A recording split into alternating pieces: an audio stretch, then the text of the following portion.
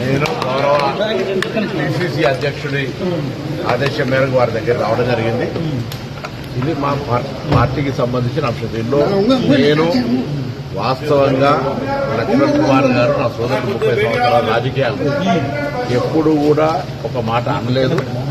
కానీ సోషల్ మీడియాలో వక్రీపడ్డ తర్వాత అతను బాధపడి తను స్పందించాడు. దానికి కూడా పెద్ద సీరియస్గా అంశం లేదు. అతను బాధపడితే నేను చింతిస్తాను, విచారం వ్యక్తం చేస్తున్నాను. దానికి దీంట్లో మా ఇద్దరు అన్నదమ్ముల మధ్యలో జరిగినటువంటి అంశంకు దీనికి సంబంధించిన పెద్ద తీసుకోవాల్సిన అవసరం లేదని నేను భావిస్తాను. అన్నదమ్ముల మధ్య అల్టిపెట్టేమంటుంది నేనేమంటున్నా, నేను ఆయనను అననే లేదు. పత్రికలో వచ్చిన వార్తల పట్ల తన కొంత అపోహ చెందుండొచ్చు. తనకు మనసుకు ఎవరైనా అటువంటి ఆ స్థానంలో బాధ కలుగుతుంది. దానికి విచారం వ్యక్తం చేస్తూ చింతిస్తున్నా.